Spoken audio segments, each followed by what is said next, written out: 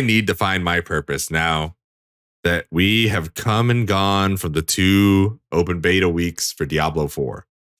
This episode is the podcast is typically just a regular episode, but because there's only 2 of us and we're just going to keep it simple. We're going to throw in game shit about this one. So no Gamecast. Gamecast will come back eventually.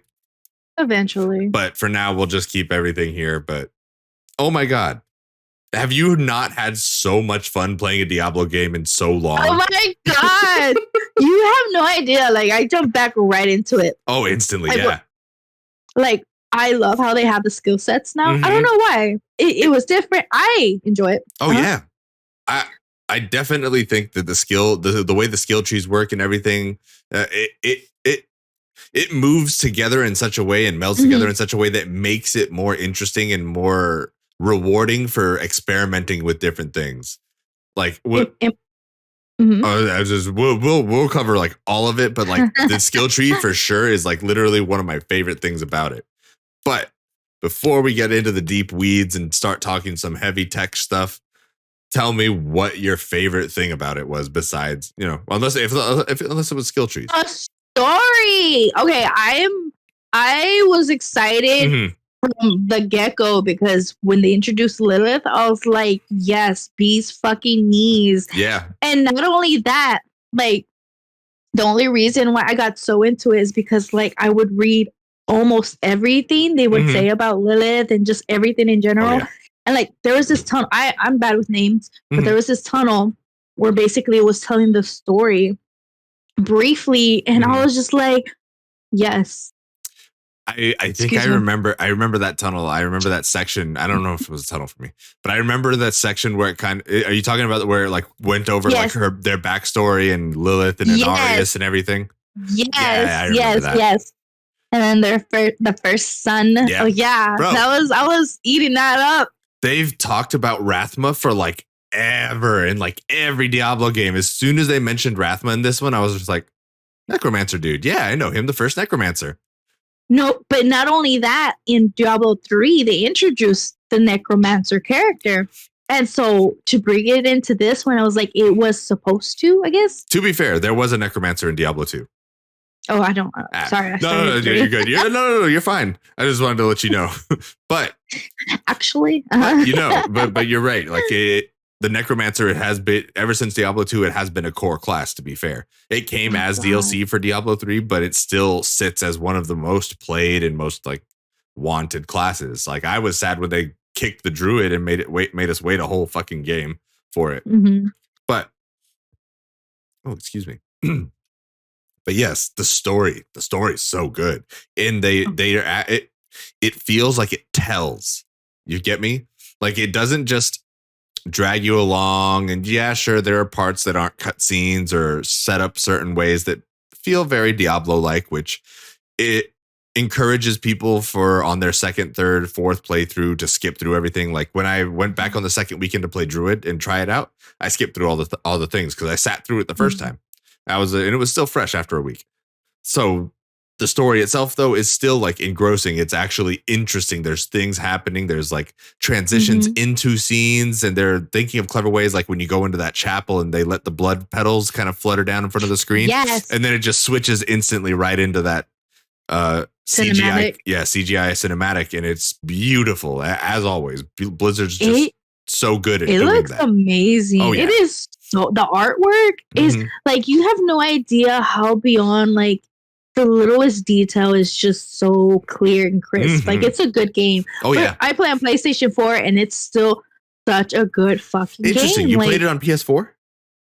Oh, sorry. I meant okay. PS4, I was about to be like, you played it on the PS4, not the PS5? Holy crap. That's crazy. PS5. I was like, holy shit. It looks that good there. I'm impressed. I was impressed because the first time I ran across like a grassy like patch, like with the long, tall grass, like it looked fluid. It looked like the wind's blowing through it. It looked like in motion.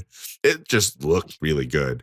And even I ran with the animals. Yeah, even moving around, the wildlife kind of existing in the world, like that actually brought another layer of like immersion to it for me. Instead of it just being the empty ass fucking hills of Sanctuary from before in Diablo 3, where like you fight monsters, they're everywhere. There's always bad guys, but you never see wildlife. You never see something like other than that.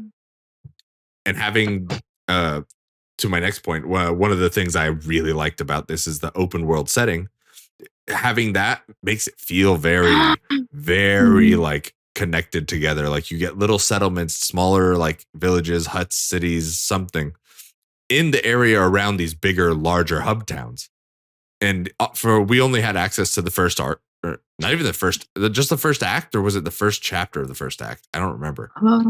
It was the first. It was the whole first act, right? The prologue and the first act. Yeah. So you get access to the whole first act, which is still relatively really long if you think about it. Oh my God. You definitely, like, I hit level cap with my sorcerer the first time instantly. Like I hit level cap and I didn't even get to the very end of it already. But that's also me going around, running around, finding random shit, exploring, which like every open world game encourages you to do. A good one will encourage you to kind of wander off and do some random shit.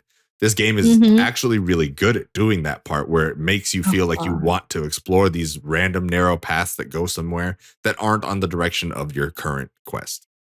No, and every story is like interesting. Like I got to do an exorcism. I got to basically chase down a married man who ran off with a witch. I did get that one. I didn't do the exorcism one, but I got that one with the dude who ran off with the witch. The exorcism, like I ended up finishing like the story, and I was like, okay, like I haven't even reached cap. I was able to finish it at 21. So I was like, okay, let me like just max out and see like my max power. And I just came across it. I was like, oh, this was something you're supposed to do like first level, and I didn't even complete it because I was just going towards the story. Yeah. But my goodness, yeah. It was wild. To be fair, like in comparison, like Diablo 3 taught us after playing it so many times to just run through the story, because at the end of the day, we're going to reach the end of the game and hit our level cap one way or another. So and especially in that one being more arcadey and less open world feelsy, like it's zoned off, open area, open zones, whatever you want to call it. It definitely gives to the game a lot more in a way that storytelling and traversal actually feels healthy, where it encourages you to keep doing those random things and search around for random stuff, even if you've missed it. Like all of the random small little like events, public events that would happen on top of the public events happening, having the other random players running around with you. That was probably one of the things that made me feel better about the game, because I'm used to the Diablo 3 style of having no one in my world unless I go join somebody's game. But in this one, we get community. We get actual people running around helping each other on some of these events that come out in the wild. And not only that, like I was doing one event by myself and it was kicking my ass. And then next thing you know, 2 other people came in. I was like, oh my God, thank goodness. Like I was dying. I had no heal potions. I was like, okay, great. And then like we're able to beat it. I was It's like dragging myself. It's a great feeling beating those hard ass fucking challenges. You have no idea. I invited you because it was like to the point where like it's the end of the weekend. I just really want to beat this character. And I'm like so annoyed. And so it took a while. So I was like, you know what? I'm gonna take a step back. I just need to change everything. And that's when I found out with the skill tree, you can absolutely, I don't know if it was in Diablo 3, but for this one, you could reset everything, use those points, and build your character even better. So it's like, oh, fuck yeah. So the differences between Diablo 3 and Diablo 4 are that Diablo 4 kind of approaches back to that Diablo 2 style of skill building. It gives you the options to create down a tree, but this tree is more open in a sense. In Diablo 3, we would level up, right? And as we leveled up, we gained access to each skill. And once you made it to max level, you were able to kind of freely choose which skills you wanted to mix and match together, which did lead to a lot of interesting combinations.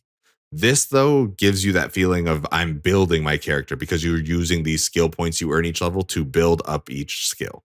And on top of the skills having their normal attacks that you get from them, you instantly can go in and adjust them with those secondary subclass and subgenre like skill trees that come after it. And who knows if those get bigger as the full game comes out on release or if they stay as simple as they are now. But with that, you get a lot of pick and play for how you want to build your skills to create them. And it gives a big big boost of customizability to how you're playing. So one wizard or one barbarian using a skill could use it completely differently than somebody else using the exact same skill. Mm-hmm.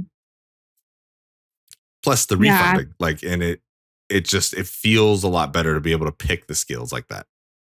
Honestly, it helped me because during towards the end, the skills I had was mostly for PvE, where it was mostly for environment. Ads. It was mostly for multiple ads. Okay. But I did it since I was barbarian. It's hard for me. I'm not really good with barbarian. I wanted to try it, so it's really hard for me to. Some characters, there was this one mission where I couldn't just beat the boss because all of my skill sets was more environmentals for multiple ads. Lots of AoE attacks, no single strikes, things like that.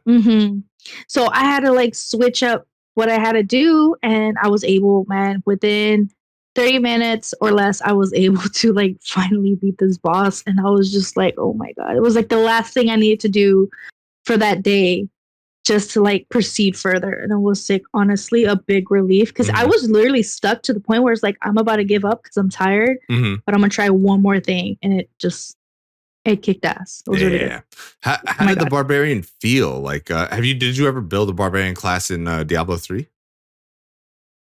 No. Oh, okay. I had a crusader. Oh, okay.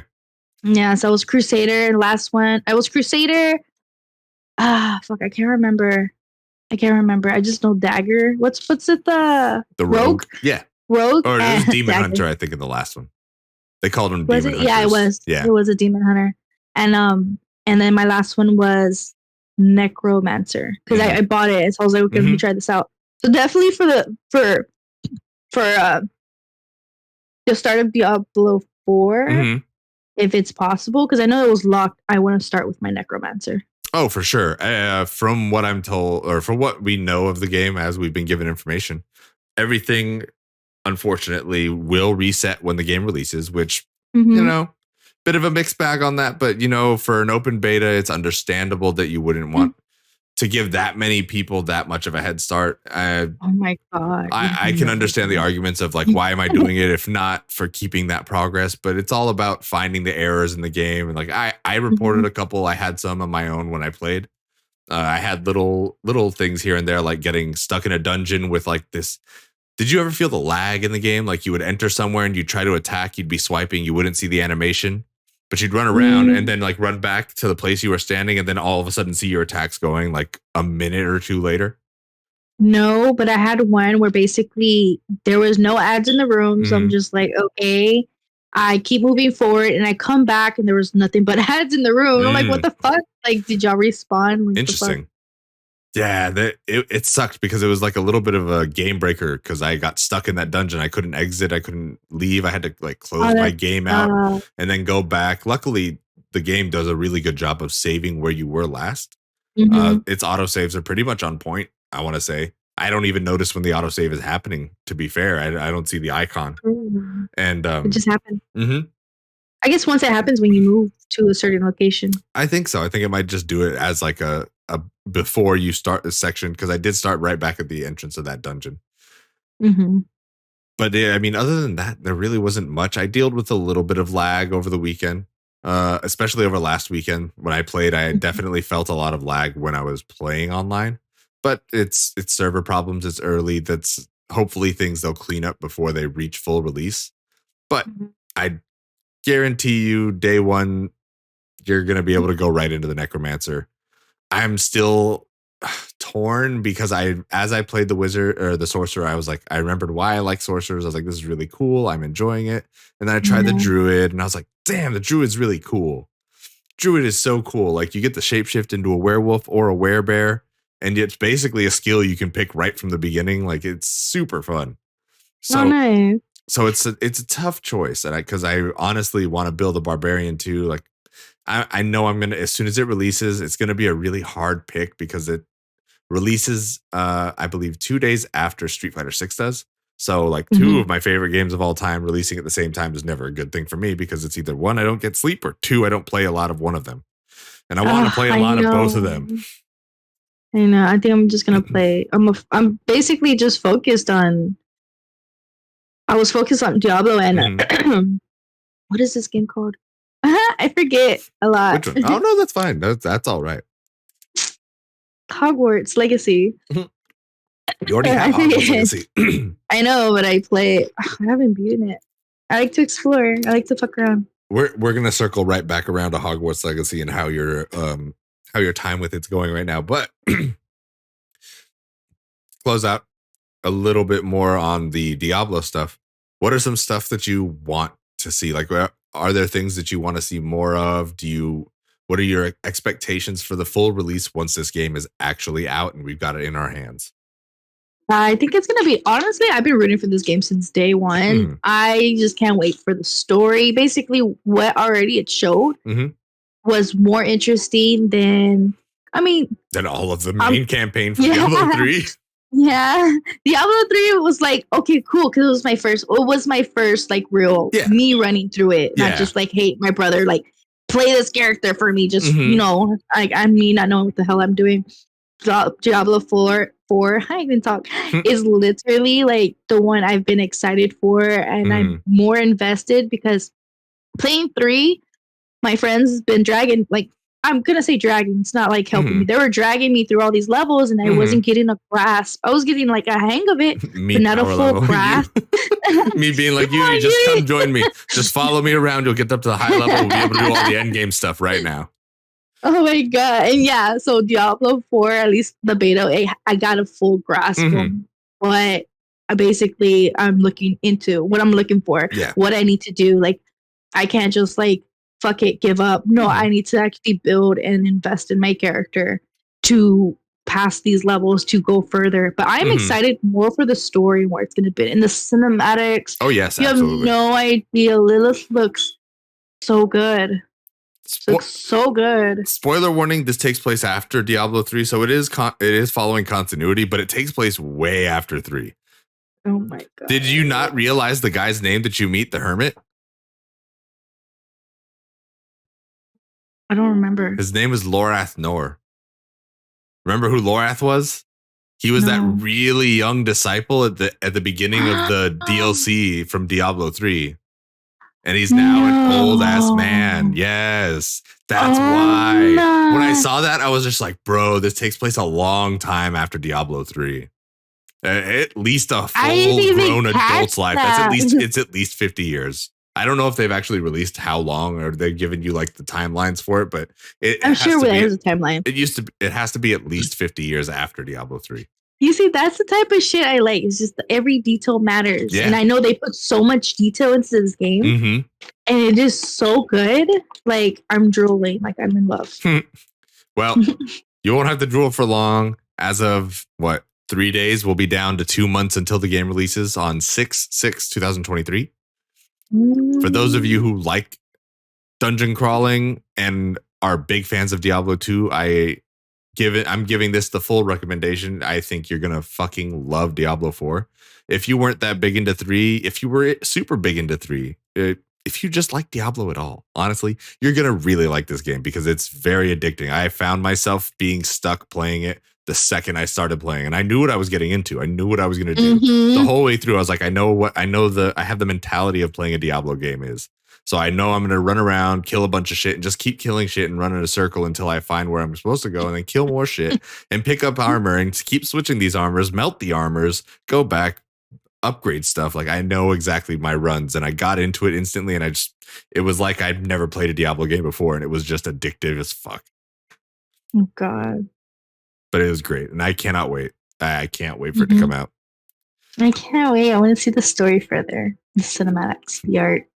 What I really can't wait for is for you to finish Hogwarts Legacy. Please explain how you haven't finished Hogwarts Legacy yet. I got busy. No, I've been busy. And then especially with the beta, like, I didn't read notes. Mind to it. Oh, yeah. And I haven't been playing. But I am playing with my boyfriend, and he's low level than me, but he's gotten so further than I have. Because I'm just walking around. I'm just like, I love puzzles. I'm fucking around. There's a lot of really good puzzles in the game too. Honest to God, Hogwarts Legacy has some really fun puzzles. They have some basic ones, but there's clever shit happening in that game. And I got stuck for like what 3 days trying to figure out how to basically. So basically, there is a glitch, and it's basically what is the Professor something Moon? Basically, do you know about the moonstones? We can only collect them at night. Yeah. Okay, so that professor is basically there's a glitch. So I ended up getting stuck on a glitch where basically time is frozen. It does not exist. You can't leave. You can't teleport. You can't go to any other missions. You can't do anything. Oh wow! And so I ended up fixing it by doing a mission I forgot what it was, but basically I used like her ancient skill to teleport me to this other place, and then coming back from it, I was able to like come out of it for 3 days. Like I tried 3 different times, and I lasted like 2 hours trying to figure out like, okay, do I just wait till it turns dark so maybe I could do his request? Like, what do I gotta do? It wasn't to the point where I had to just like forget it. I'm just gonna have to use Reddit on this one. And I was able to get out of the glitch. And oh my goodness, you have no idea. I would have saved like 3 hours of my game. Did you reset 3 hours, or did you? I was going to, but I was like, I'm going to do one more fucking thing. I've given all hope. I'm going to go to Reddit. I remember you saying that, and I was like, no, dude, 3 hours is a long time in that game. 3 hours is like 2 or 3 like actual like story missions. I know. And I'm just like, I don't want to do this because like, I already feel like the concept of time is fucking with me to the point where like I don't want to go back 3 hours and having to spend more time to do things I already done. Because what if? Because the thing is, if it's like out of sight, out of mind, and so if I don't remember what I didn't do, I won't remember what I need to go back for. So I didn't want to lose nothing, but I got it. Nice. I was gonna say, like I don't even like daylight savings time. Why would I want to go back 3 hours and fuck myself that way? Oh my god, you have no idea. Oh man. It was a lifesaver. Reddit. So congratulations, Reddit. You saved the day for Uni here. Who's your favorite character so far? Like what season are you in the game? I don't know, let's see. Well, I just got out of Good Moon's glitch. I'm at the point where spoiler warning. I guess so. The game's only been out for about 2 months now. Yeah, but those who have it, you know. Yeah, I hear you. Those who have some friends who don't even have anything. Good call on the spoiler warnings. A lot of people will just blurt it out and sniffles without saying anything. He's like, what? No, I can see him in the corner back here, like, what the fuck? No, he would definitely say something. Let me see. I am definitely to the point where, oh fuck, I don't know. Main story wise, God, I'm sorry. I'm so you're fine. You're good. What the fuck am I? I'm searching for I'm preparing myself for the final keeper. Oh, okay. So you're already near the end, basically.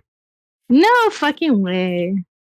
Kind of, yeah. Like the final keep, you're preparing for the trial of the final keeper or to find the final keeper?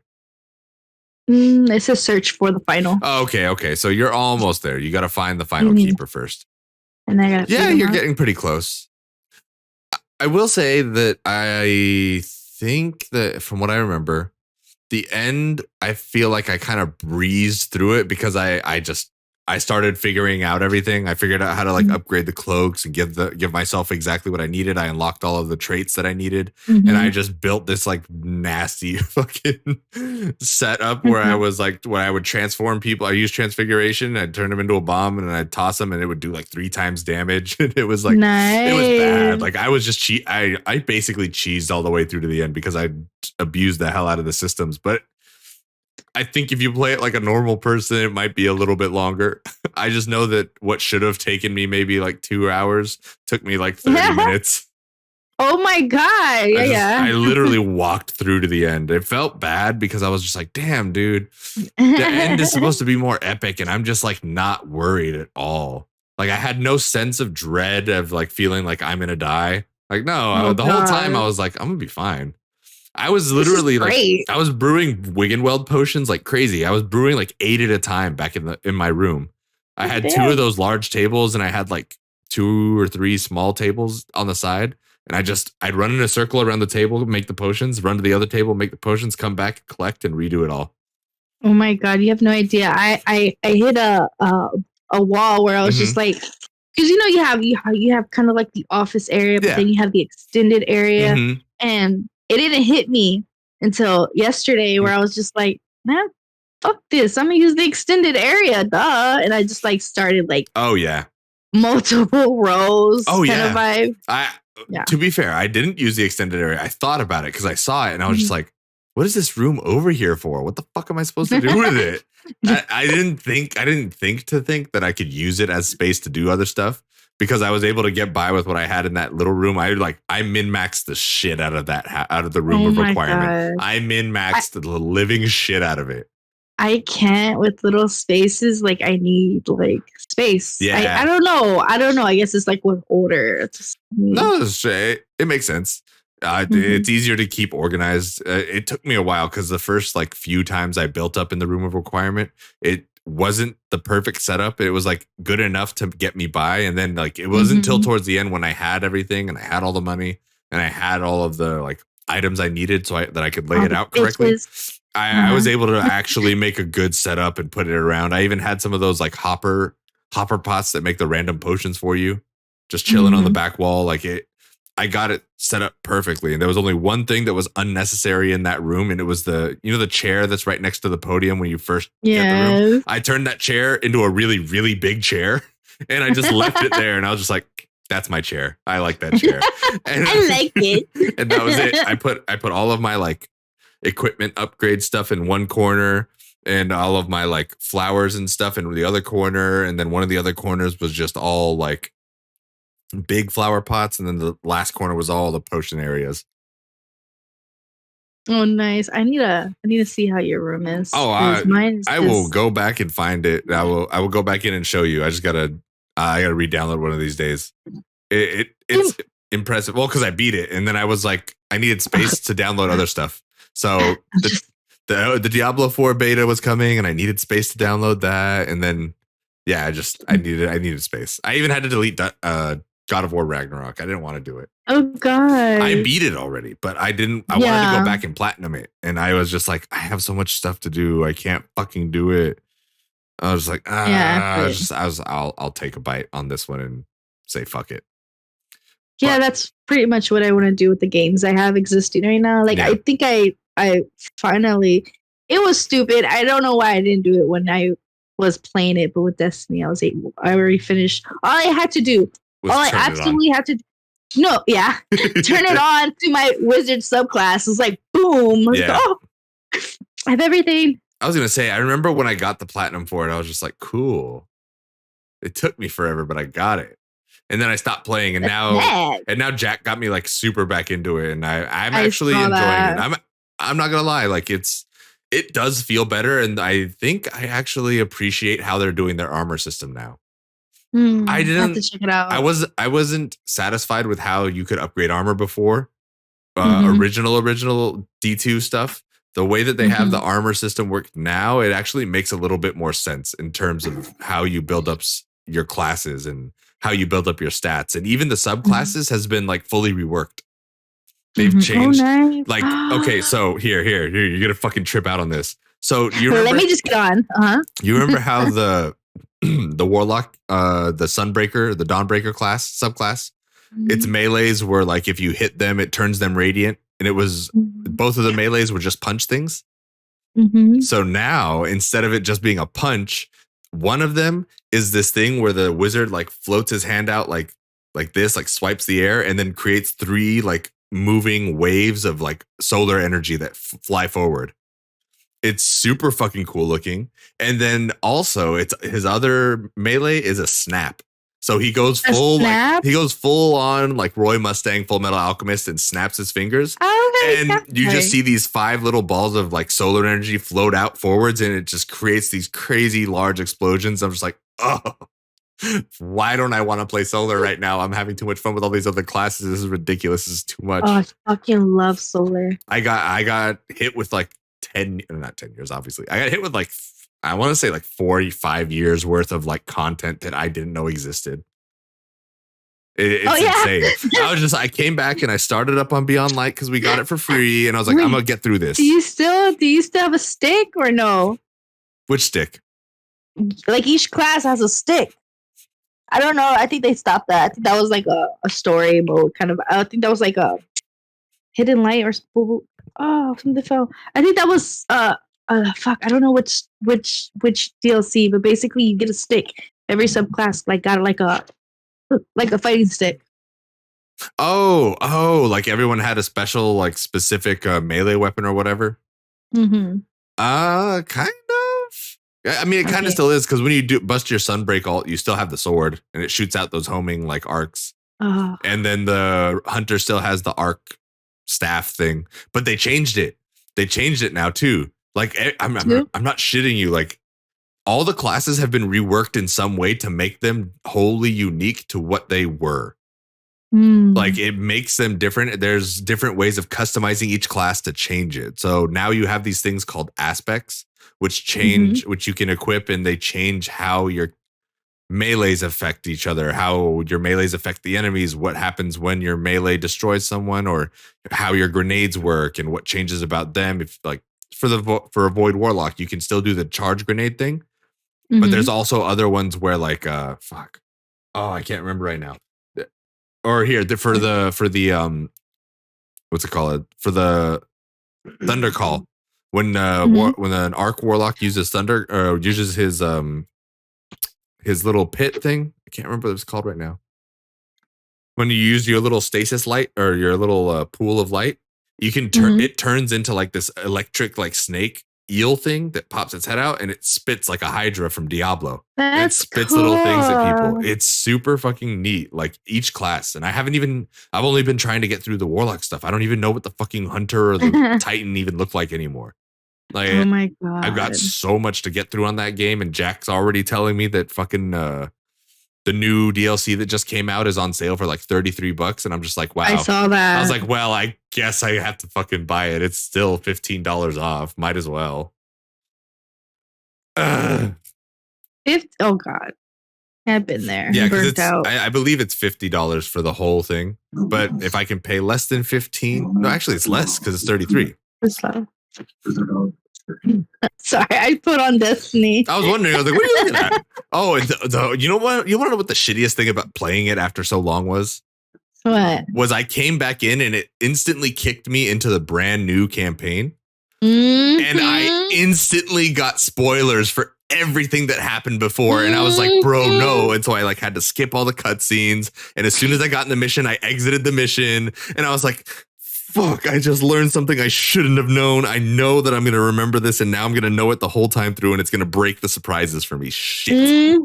Trust me, when I turned it on for my wizard, it ruined it. And it ruined it because I was excited for this character. And when they left, I was just like, oh, that sucked. She was like my favorite character. And now that she came back around, I'm like, oh my God, where you been, bitch? Yeah, exactly. Then you know what the funny part is that right after like we finished playing Destiny 2 and Forspoken, like literally this next season or the season after it is when Marasov came back. Or Marasov and the Stranger came back, yeah. But yeah, I need to look. It literally happened like instantly. And I remember seeing things because do you remember seeing that what's his face came back too? Who? Her brother. The brother? Yeah. Yeah, her brother. Yeah, that's with Cade. Yeah.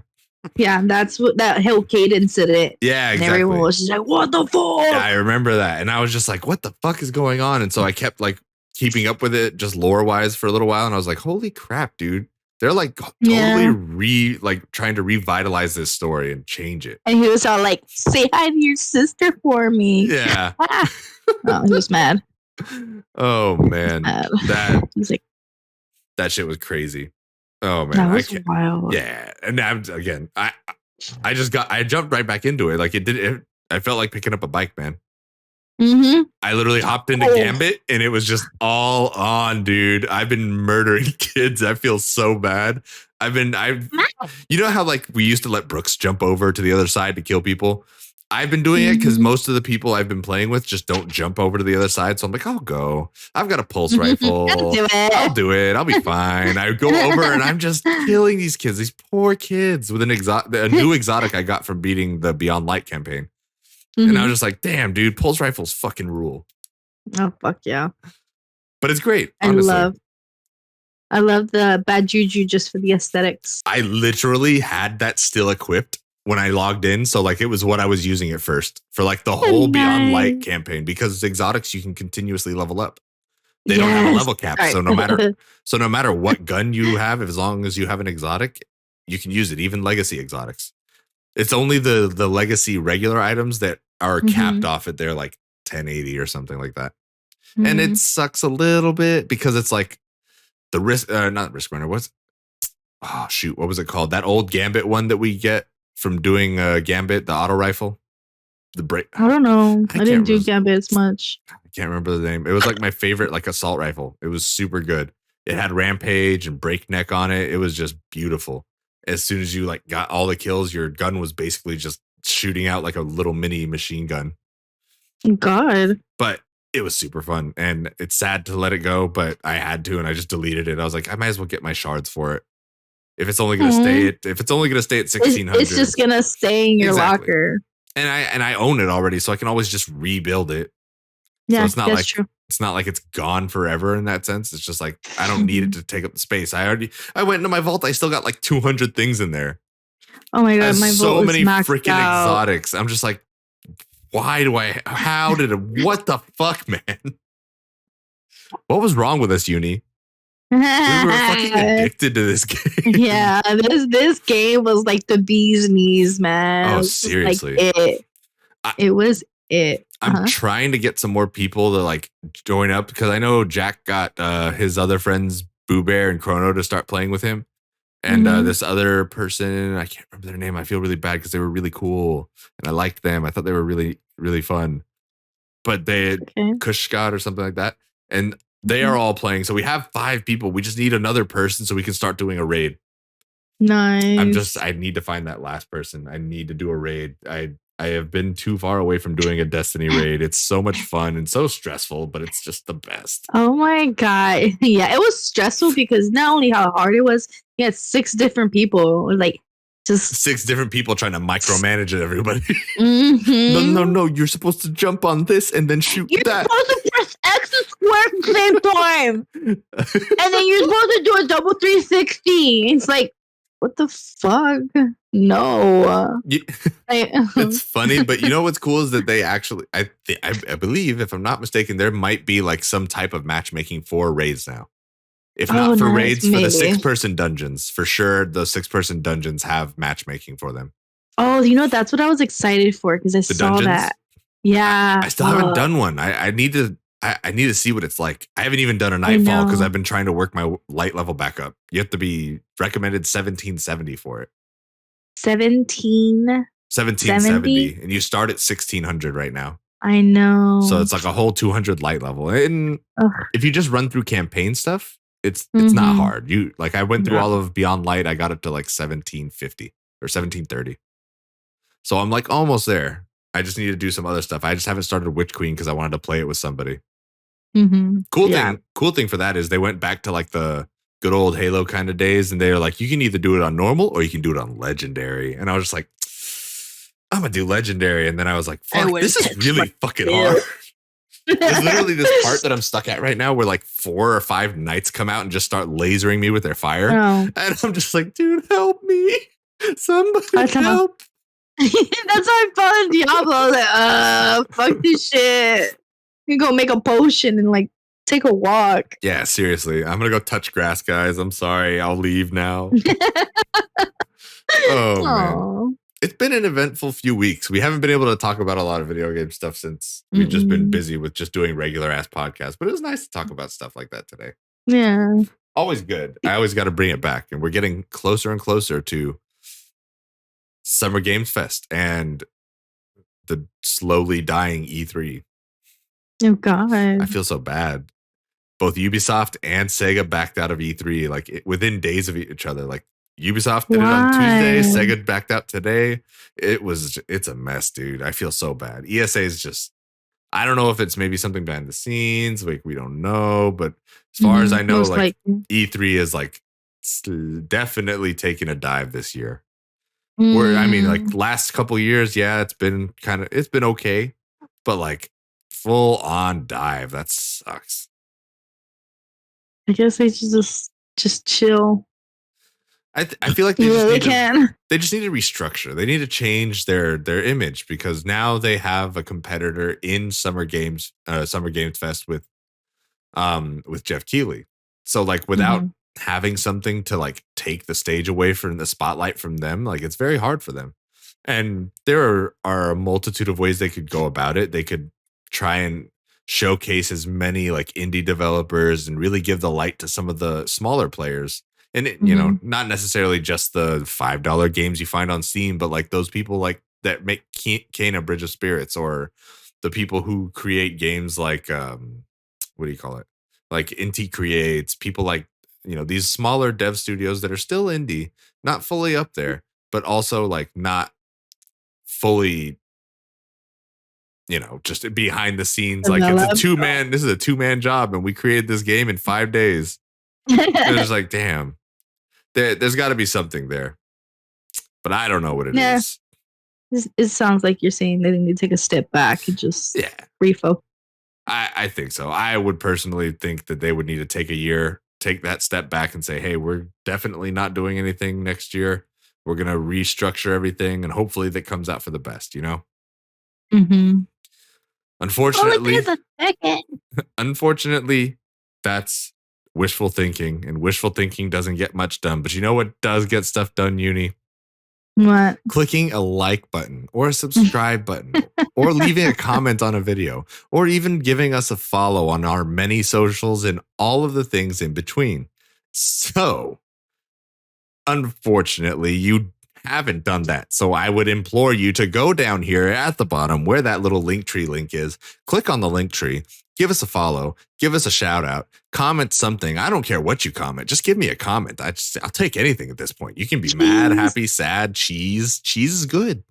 You can follow us on everything. You can find us on YouTube at youtube.com/forthegeekspodcast. You can also find us on Twitch, where we do halfway recurrent streams on games that I consistently switch off of because I never fucking finish playing one, at twitch.tv/forthegeeksgames. This week, actually, I have been playing this new game that I've been waiting to come out for about a year now, called 9 Years of Shadows, which is this awesome retro style Metroidvania that has all sorts of really cool like graphical qualities. It looks very, very pretty, lots of colors, very neon, very much in the vein of old Castlevania games, like hardcore. It's just so much fun. It's super cool. You can come watch me play that on twitch.tv. But you haven't. So go over to twitch.tv, give us a like, give us a shout. We're almost to our 50 subscribers and we can work our way up to Twitch affiliate so we can give you guys more content because we'll get something to help us with it. And if not, it's okay. You can always just listen for free on any podcast service that you've got. If you're listening on Apple Music or Apple Podcasts, Spotify, Google Podcast, Amazon, everywhere. We got our podcast up everywhere, and you can find it by searching For the Geeks Podcast. Or if you're feeling a little more techie, you can go search for the For the Geeks Gamecast, where we don't have as many shows, but we're working on that. We just need a little more time to figure out and dent out the details. If you want, and you don't want to just follow the group and you want to follow some individuals, Uni, where could they follow you at? Well, now I have a page. Sorry, let me see. I have Wicked Kitty, because I didn't know what the fuck I was. Wicked Kitty. I'm pretty sure it's Wicked Cat. Oh, shit. I thought it was. I don't even know. I made this page. I don't know the name, guys. Fuck it. Well, for sure, you can follow me on my personal Boats and Hoes 21, or you can follow my forgettable page, Wicked Kitty, Wicked Cat 13, I think. 13, yeah. We'll find ways to link these in the videos for you, or in the comment section, or in the dialogue box, whatever the hell that shit's called. I don't know what it's called, but you guys should give us all a follow and stay tuned for more information. We're coming up on summer game season. All the summer festivals are going to be coming up. We're going to be doing a special over at Anime Expo. You can come out there. You can hang out with us. You can say hi. You can do all sorts of fun stuff.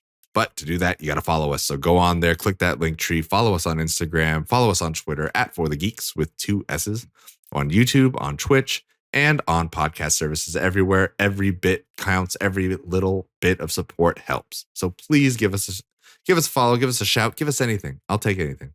I'll take a bag of dirt and bricks and make bag a nice of poop. Bag of me, poop. Jaya. I'll take the bag of poop. I'll turn it into fertilizer. I'll grow some pretty flowers out of that shit. I'll take owl food. Uni will take owl food. She needs it urgently. So please help my friend out here, guys. Please help her. But until then, folks, you stay classy and watch out for owls. Oh, on the road? Oh, no. Good night, everybody.